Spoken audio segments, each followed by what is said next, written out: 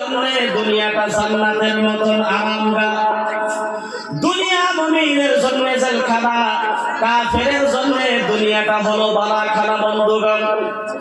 কিন্তু দুনিয়া মুমিনের মুসলমানদের জন্য দুনিয়া জান্নাত না, জান্নাত গো। জান্নাতের মধ্যে মানুষ যাবে আর কোনদিন জান্নাত থেকে বের হবে না বন্ধুগণ। পয়গম্বর হযরত ইদ্রিস আলাইহিস সালাম, হযরত ইদ্রিস আলাইহিস সালাম কিতাবের মাধ্যমে লেখা, ওনার আজরাইলের সাথে অনেক সম্পর্ক ভালো ছিল, দোস্তি ছিল। তাহলে দোস্তের সাথে দোস্তে যদি বলে কিছু বন্ধু আমি তোমাকে একটা কথা বলি পালন করবা, আপনাদের বিবাহকে কি বলে বন্ধু বন্ধুর কথা রাখবে কি রাখবে না? রাখবে। হযরত ইদ্রিস আলাইহিস সালাম আজরাইলের সাথে বন্ধুগো অনেক দোস্তি ছিল, বন্ধুত্ব ছিল। হঠাৎ করে রাস্তা দিয়ে যাইতে সময় দেখে বন্ধু এক জায়গার মাধ্যমে এক জায়গা দিয়ে যাইতেছে, সাথে সাথে বলছে বন্ধু তোমার সাথে আমার গভীর মহব্বত, তুমি আমার বন্ধু আমি তোমার বন্ধু।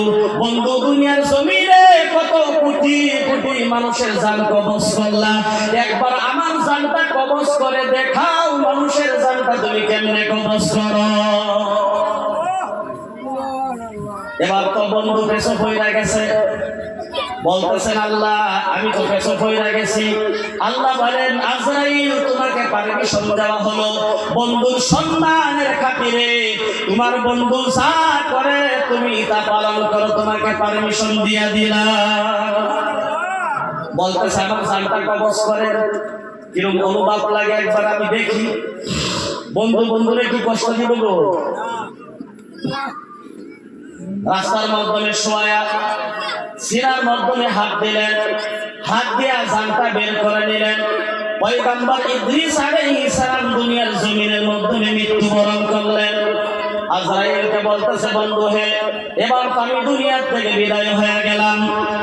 বলে অনুভবটা, বলে আমার এমন অনুভব লাগছে বলে যেমন আসমান এবং দুনিয়ার মাঝখানে কোনো একটা জিনিস রাইখা যদি চাপা দেয়, এমন কষ্ট হইছে যে আমার সিনার উপরের মাধ্যমে আসমান চাইপা গেছে।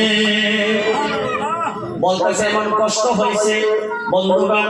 আজরাইল বলতেছেন বন্ধু হে আমি তোমার সিনার উপরের মাধ্যমে হাত রাইখা দ্রুত গতি বাবার হাত নিয়ে আসছি।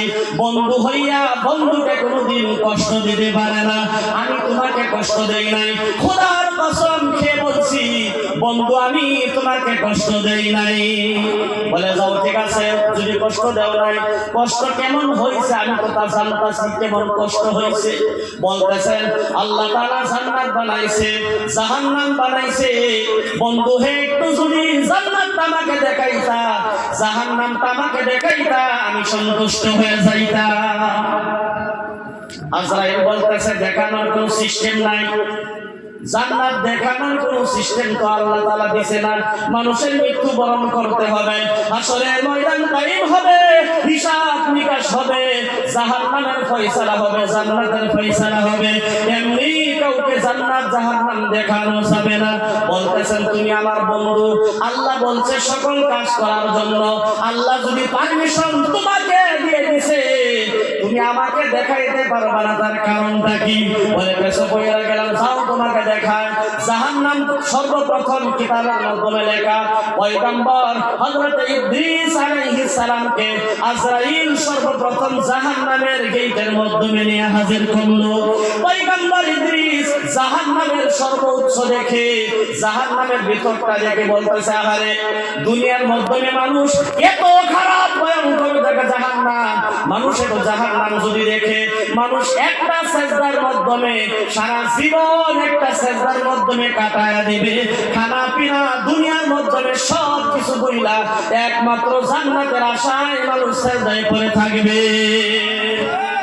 এমন ভয়ঙ্কর আগুনের জায়গা মানুষ হাওমাও করে কাঁদতেছে, জাহান্নামের মধ্যে আযাব হইতাছে, চিৎকার করতেছে আল্লাহ আর একবার দুনিয়ার জমিনের মাধ্যমে তুমি আমাকে পাঠাও। এইভাবে চিৎকারের আওয়াজ পয়গম্বর হযরত ইদ্রিস আলাইহিস সালাম নিজে কানে শুনছেন। শুনে বলতেছেন, হে ভাই আজরাইল শোনো, এবার আমাকে জান্নাতটা দেখাও। বলে জান্নাত তো যেইভাবে দ্রুত গতিতে জাহান্নাম থেকে বের হয়ে এসেছো, এই হিসাবে দ্রুত গতিতে আবার তুমি জান্নাত দিদার করে বের হয়ে আসবা। বলে আমাকে ঢুকতে দাও আগে। বন্ধুগণ, তাকে পারমিশন দেওয়া হলো। পয়গম্বর ইদ্রিস আলাইহিস সালাম জান্নাতের মাধ্যমে ঢুকলেন। আরে ঢুইকা দেখে জান্নাতের মাধ্যমে এত নিয়ামত আল্লাহ পাক রাখছে, এত নিয়ামত আল্লাহ পাক রাখছে, নিয়ামতের কোনো সীমা নাই, কোনো হিসাব নাই। দেখা পাগল হয়ে গেছে, আরে কোন জায়গার মাধ্যমে ছিলাম। হযরত ইদ্রিস আলাইহিস সালাম জান্নাত থেকে বের হয় নাই। আজরাইল বলতেছেন, বন্ধু তাড়াতাড়ি করে বের হয়ে আসেন, তাড়াতাড়ি করে বের হয়ে আসেন।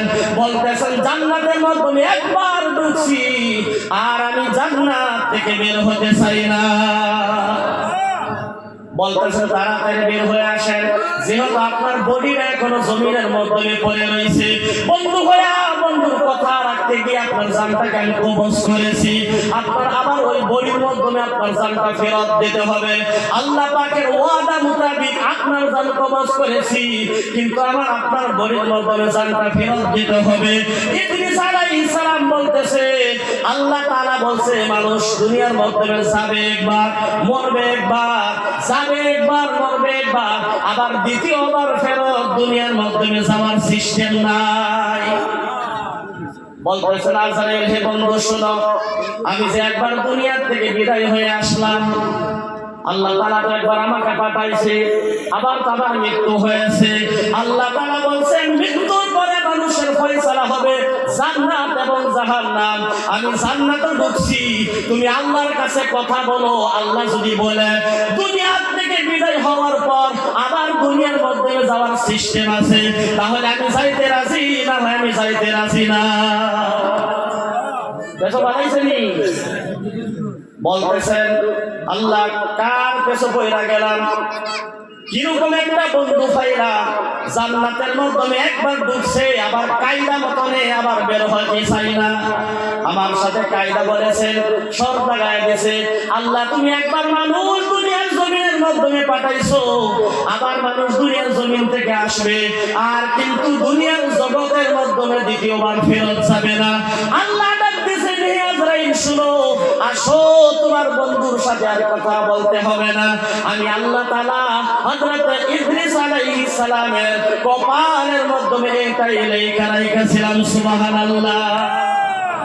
আমি কিতাবের মাধ্যমে পড়ার পর হতাশা হয়ে গেলাম, আরে কেমনে করে জান্নাতের মাধ্যমে গেল, বের কেন হলো না। অবশেষে আল্লাহ তাআলা বলতেছেন তার তাকদীরের মাধ্যমে আমি আল্লাহ তাআলা এইটাই লেখা রেখেছিলাম। বন্ধুগণ, দুনিয়াটাকে তো জান্নাত না।